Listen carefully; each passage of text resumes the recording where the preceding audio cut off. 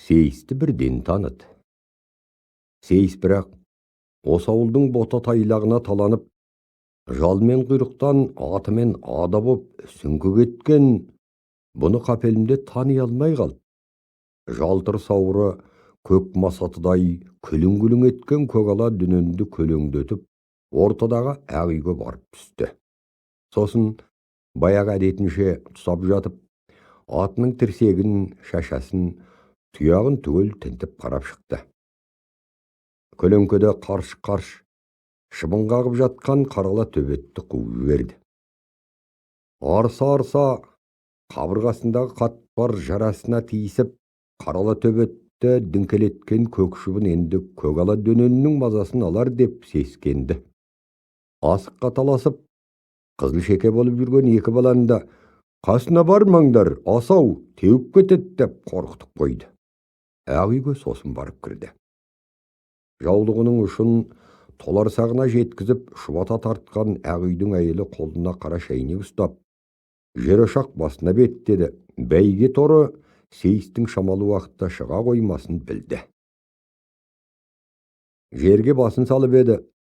Жаншылық балған кесірткедей жер бауырлаған тарамыс жусан арасы сиреп, селдіреп қалған тісіне ілікпеді. Өзінің бір түрлі көңірсіген сілті иісі бар екен, бәйге торы басын көтеріп алды. Екі көзінің арасында ұшып қонып жүрген сары пәлені көрді. Мүкіс тартқан құлағы ызыңында естімепті. Басын шұлғыса су сыртына барып қонады. Өне бойын дір-дір шіміріктіріп, сызылдатып шағат. Құйрығын бұлғап еді, бар қылынан айырылған бір там қылта ауада ербеңдеп қалды. Одан бөгелек қайдан үріксін. Бәйге торы шыдай алмай шапшып көрді. Шапшығанда да қайда барарын білмеді. Ауылдың желкесіндегі машинамен су әкеліп құятын тоғанның қасына барса, темір астаудан опыр-топыр су ішіп жатқан қозылақ бұған бәрібір жол бермейді. Осы ауылдың бар бота тайлағы да сол маңда жүр. Боталары мен қозылағына су жеткізе алмай, жаны күйіп жүрген қатындардың қақ маңдайдан салып қалуы да мүмкін. Әне, бір-екі-үш бөшкені қалқалап қойған тақтай күркенің көлеңкесіне барып тұрар еді. Құжынаған көк шыбынның шұбыртып қарала төбет жатып алыпты. Ортадағы ақ үйдің түрулер кесінен дәл керегенің көзіне тіреп салған биік ақ жастыққа шалқалап жатқан Сейістің шашын ұстарамен қипылдап алғызған көк жалтыр басын таныды. Сол үйдің маңына барғысы кеп кетті. Дүрс-дүрс шапшымай, кендір тұсау аяғын қажаса да мимырттап ақ үйге беттеді. Көгала дөненнің қасына жете бере тоқтады. Көк дөнен тезектеп тұр. Бұған әбден таныс бір иісі аңқыды. Тарға байлап сүтке суарып жемдеген жылқының тезегі. Сейістің әне бір дүрдиіп келіп, бұның мойнына сасық дор біліп кеткеннен бері мынау иіс танауына бірінші рет келіп тұрғаны. Бұл әуелі сейісіліп кеткен кенеп дорбаның ішіндегі шаңаралас ашқылтым иіске тұншығып қала жаздады. Тамағы қыжылдап басы айналды. Ерін тигізіп көріп еді. Тікенек бірдеңелер шағып алды. Сүт татып тұрған тарғы ұқсамайды. Басын әрі шұлғыды, бері шұлғыды. Қаудырлақ кенеп дорба жабысып алған түсір емес.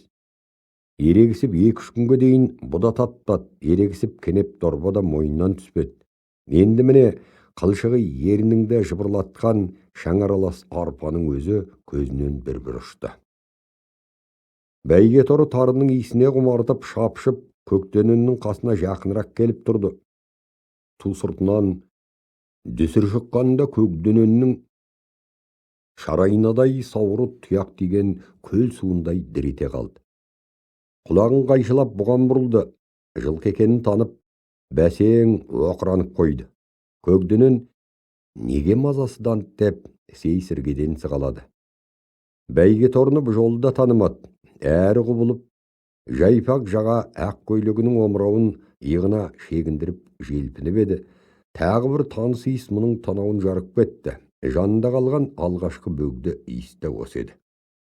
Оған дейін ол иіс дегеннің не екенін білмейтін. Әлесінде Төңірегі тасыр-тұсыр етті. Жып-жылы бірдеңе үстін еміне жалады. Шұрқырап қатты шыққан бір үн жарғақ құлағын жарып кете жаздады. Көзін ашты. Екі құлағы едірейіп төбесіне төніп тұрған нәрсенің не екенін білген жоқ. Ұмтылып төне түседі, жып-жылығып өне бойын сипалайды. Бұл маужырап жата берді. Кенет өне бойы мұздақ кетті. Көзін ашып алып, жоғарға көз салып еді, салтақ сұп-сұр нәрсені көрді. Көл көсір үлкен екен, кішкене жанарына сияр емес. Бұл бір-екі талпынып тұрмақшы болғанда мойнынан әлдене ұстай алды. Таң атқалы танауындағы иістің бәрі күрт ыдырап, төңірегін бір күңірсіген күшті иіс шайлады. Бұл орнынан атып тұрды да әлдеқайда жөңкіліп бара жатқан көп төрт аяқтың соңына ілесті. Шапқылап жүріп, бұл өзінің де алдындағы күсір-күсір шауып бара жатқан көп төрт аяқты екенін білді. Бірте-бірте түсірлеген топтың алдында ылғи бұған қарайлап, қалғыштай беретін төрт аяқты енесі екенін аңғарды. Өсе келе оның жатағандау жапырық сауырын, ылғи шодырайып оқшау шығып тұратын топшысын, жерге дүңк-дүңк нығыз тиетін жуантық аяғын, алдыңғы оң жақ тұяғының үстіндегі оймақтай ақ меңін бәрін танып алды. Анада қасынан енесі кеткенде сұп-сұр боп төбесінен төнген көл-көсір нәрсенің аспан екенін, оның дәйім сонау тұяқ тимес, ау жетпес алыста тас төбеде тұратынын білді. Оның ылғи сұп-сұр боп бозарып жатпай, қаталап келгенде алдынан шалқып шыға келетін көл суындай жадыраған келбетінде талай көрді. Ол жарғақ тәнін енесіне жалатып, маужырап жатқанда танауын жарып кете жаздаған жат иістің де иесін таныды. Ол иісті жатырқамауға да үйренді. Қайта өзге жылқылар сияқты бұда сол бір күңірсік иіс ұзақ уақыт танауына келмесе, айналаға құлағын қайшылап, елеңдеп елегзетін болды. Ол иіс ылғи бұлардың қасында жүрді. Оған әбден еті үйреніп кеткен сонша, о да мұның енесінің иісіндей, көк шалғын шөптің иісіндей көсіліп келіп жүргенде, қарсы алдынан әңқи есетін самал желдің иісіндей мұрнын қытықтайды.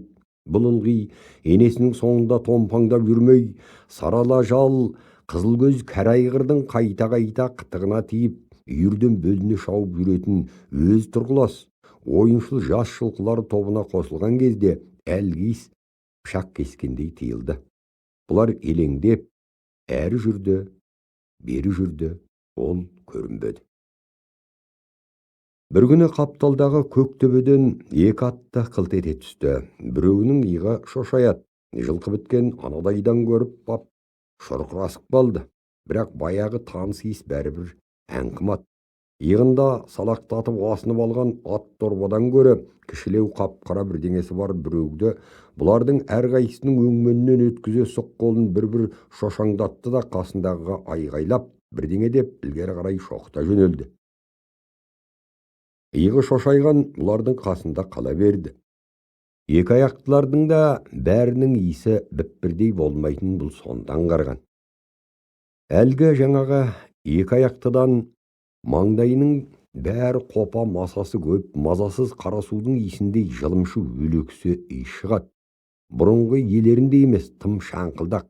Қитетсең тұш етіңді тызылдатып, сауырыңа әлдене сарт ете қалады. Абырой болғанда оның алдында көп жүрмеді. Бір күні бұлардың өрісіне бір көзін ақ шүберекпен таңып алған біреу келді. Жылымшы иістің қасына барып, қойнынан алақандай қағаз шығарды. Жылымшы иіс сыздап тұр еді, жадырап кетті. Бұл ылғи ортаға кірмей шеттеп жүретін. Сол жолда анадай жерге бөлек жүлгеде жайылып жатқанда мойнына инедей қадалып бірдеңе оратыла кетті. Әрі жұлқынды, бері жұлқынды болмады. Қорқыратып тамағын сығып барады. Мөңкісін мейлі, туласын мейлі, мыңқ етер емес. Ерексе берсе, кеңірдеген бірақ орып түсер түрі бар. Жылымшы иіс қара жыландай қап-қара нәрсенің шетінен сатылап тартып жақындап келеді. Тіпті жақын қалды. Шап етіп құлағына жабысты. Бұрап жұлып барады.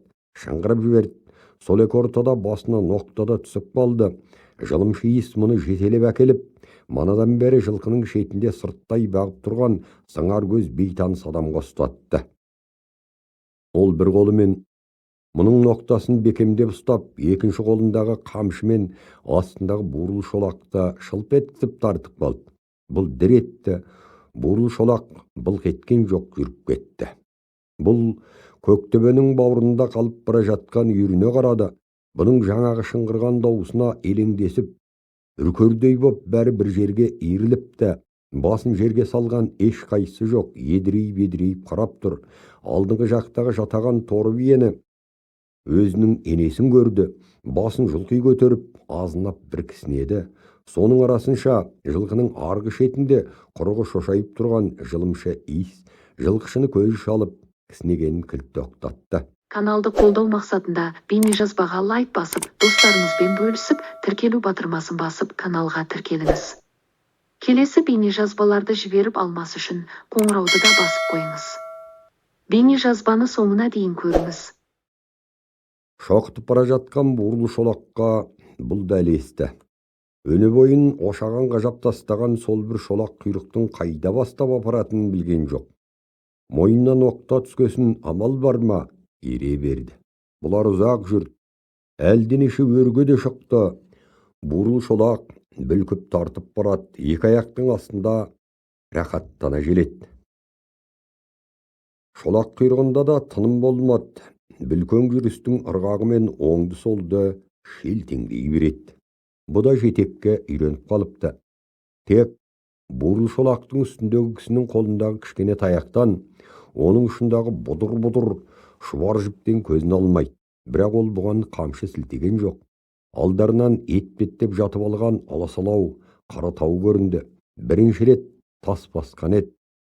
Шықыр-шықыр етіп мен шағып барады. Аттаса болды, әлденелер төмен сусып жылжып кеп аяғын ұрады.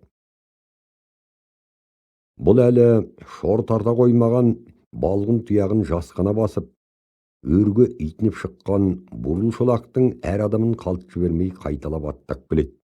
Тауысты күндегі өрісіндей жұмсақ болмағанмен тегіс екен, аяқ басқан сайын дүңк-дүңк дыбыс шығады.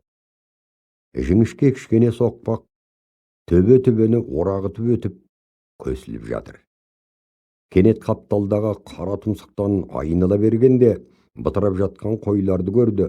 Бұл оған бұрын тек суат басында ұшырасатын, олар опыр-топыр топылып қапелінде суатты босатпайтын, қой шетінде жүрген кішкентай екі аяқты далбаңдап алдарынан жүгірді. Оның соңынан құлағы салпаңдаған тағы бір төрт аяқты тұра шапты. Бұл басын жерге салып, төрт тағандап шыңғырып тұрып алды. Жонарқасы түгел жиырылып, сіңір атаулының бәрі шиыршық атып қалшылдап барады.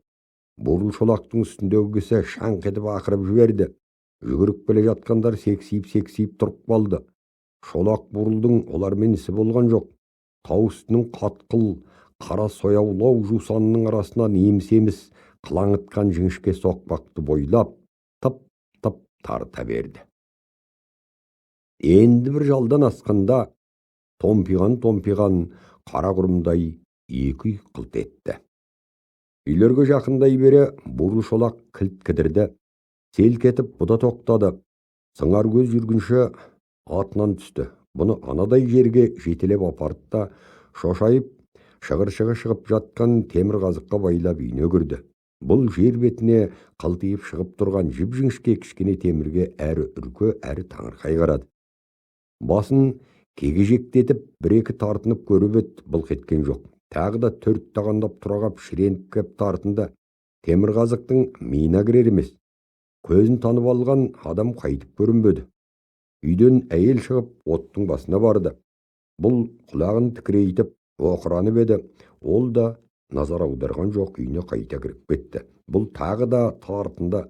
Қазық тағы да қозғалмады. Шіреніп келіп тартынып еді. Қазық сіресіп тұрып алды. Мойны ауырды. Сауырына шып-шып тер шықты. Қазықтың қасына жата кетті. Таң атқалы жүрістен тершіп келген қолтығына, бауырына тау үстінің қоңыр самалы сүйкенді. Дел сал маужырап, сауырын күнге төсеп жата берді. тырып басқанды шықты. Жерден мойын көтеріп алып, мана қой шетінен көрген кішкентай екі аяқтысы екен, қасында салпан құлақ төрт аяқты да шапқылап келеді, орнынан атып тұрды. Жаңа есі де терлеп тепшіп үйден шығыпты.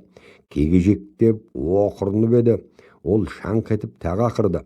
Арқанда қазықтан шешіп ап, сатылап бұған жақындай берді. Тіптен жақын келді, мұны шықшыттан сығып, аузын ашқызды. Тісінің арасына сақыр еткізіп әлденені асатып жіберді. Мұп-мұздай екен, таңдайын қарып өткендей болды. Тұмсығын екі құлақ шекесін қайыс көңмен шандып тастады. Сосын шап беріп шүйдесіне жабысып шүйліге кетті. Терісін шеңгілдеп бүріп, жұлып алғысы келгендей жұлқи көтеріп барады.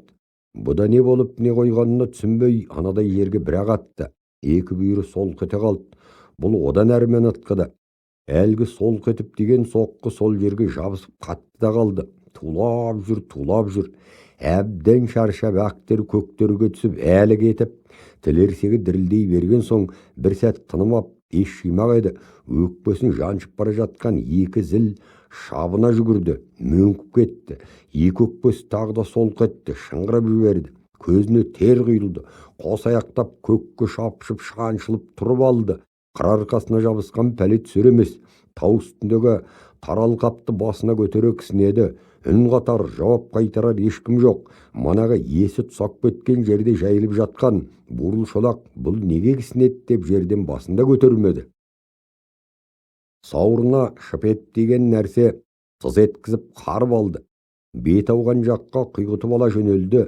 Үстіндегі адам бұның балғын қабырғасында темірдей тізесін шәнше қадап, қатып қалған, тырп етер емес, тебінген де жоқ, сауырына қамшы салған да жоқ, біраз шапты. Қайтадан жортып еді, сауыр тағы тыз ете қалды, тағы шапты. Бұл жолы көзі қанталап, ерегісіп, емініп шапты. Жон арқасына қонжиып алған қасарысып адамды ауылынан, бурыл шолағынан, бұтырап жайылып жатқан қойынан ажыратып, аяқ жетпес алысқа апарып тастағысы келгендей құйғытып келеді. Бұрын шөптен басқа бөгде зат жолап көрмеген екі ұртын ауыздық қажап, удай аштып барады. Езуінен қанды көбік ақты. Оған да қарамады, шаба берді. Тау үстінде томпиған түбі көп болады екен. Біреуінен өтсе алдынан екіншісі шығады. Өрге де салды, ойға да құлады. Жылға жырадан да қарғыды. Екі бүйірін тесіп бара жатқан темірдей тегеурінді екі тізе бәрібір былқ етпеді. Жоқ, жердің шеті жеткізер емес. Шашасын тасқа жап, өкпесі алқынып, қос бүйірін соғып қалды. Жаңаға тасырлаған екпіні қайтып, борпаяқтайын деді. Қанша жерге шапқанын өзді білмейді. Әйтеуір көз байлана ауылға шатқаяқтап зорға жетті. Батпақтап келе жатқандай аяғын зорға көтереді, шапши, кегежектей мойнында талып қалыпты. Өз басы өз мойнынан зіл батпан жүк болып жерге тартып әрең қазыққа жетті. Сол жығылғаннан түн орталай есін бір-ақ жиды. Бағанаға сәскеден бері бүгіндікке нәр татпаған, таң атқанша қазық кеміріп шықты, таң атты. Сәске болғанша мұның маңына ешкім келген жоқ. Күн қызып, маңайдан күйген жусанның, қызған тастың иісі енді біліне бастағанда, жаңа есі жанына кеп, бұның шылбырын жұлқыды. Кешегідей кегежектей алмады, үні бойы дір-дір. Есінің әр қимылын бағып тұр. Өңі бүгін қату екен. Жүн қолын тұмсығының астына кеп, ауыздығын тартып қалып ет. Екі ұртындағы енденді қара қабыршықтанып келе жатқан жара қайтадан қаңқақсап қоя берді. Бүгежектеп бұға түсті. Бүкіл жон терісі жыбыр ете қалды. Қылшық қатты киіз желден басқа жоламаған ұлпа етін шағып алды. Киіз тоқымның үстіне әлденелерді сылдырап күлдіріп зіп-зілдей бірдеңе қонжиды. Жаңа иесінің жүзіне қанша жаутаңдап қарағанмен жылырай байқайтын түрі жоқ. Бұның сол жағына шығып, ешкінің қылынан тоқыған айыл тартпаның шетін тістеп шірене тартты. Бүкіл іш қарнын ұстап көтеріп, ту бел омыртқасына апарып жапсырып тастады. Қаншырдай қатты да қалды. Жаңа иесі зөңгіге аяғын салуақ мұң екен, лып етіп үстіне бір-ақ шықты. Бұдыр-бұдыр бес өрме қамшы бар тісін бірден қадап, май сауырдан тістей алды, жортақтай жөнелді. Бұда тулап-тулап, екі аяқтының тақымына ақыры көнді. Оның қай пәрменді қалт жібермейді. Жүгенінің әр дірілін опыңай ұғат, тек көпке дейін бірінің шабына бір басын тығып ап, мандымайтын көп қойдың жыбырлақ жүрісіне үйрен салмады. Лекітіп, емпеңден кіріп кетсе, аяғының астында қалады. Сол үшін талай рет жағын қамшы сойды. Ең әуелі қой қайыруға барғанда әбден миы ашып басы қатып қалжырақ қайтты. Шаршап келген түндері солы тұрып, екі көзін зіл басып сілесі құрып қалғып кетеді. Көз жұмуақ мұң екен, көгал төбе өрісі шұрқырай шауып, бытырай жайылып жүретін үйір оралады. Опыр-топыр жөңкілі шауып бара жатқан көп жылқының арасынан жатаған торы биені өзінің енесін танып қалады. Бұл көзін сатып тұра береді. Үйір бұған қайрылмайды. Қара жонынан ақ құйын таспа тіліп құйғытып бара жатады. Қылт-қылт сусаған су жұқпас семіз суырлар бір жола ғайып боп, маңайын ақ шаңыт тұман басады. Өкпесіне шаң тығылып дем біткендей болады. Елегізіп алыстап кеткен үйірдің соңынан арқырайды кеп. Өз даусынан өзі шошып оянды. Маңайында ештеңе жоқ, тек анадайда жалғыз жайылып бурыл шолақ жүр.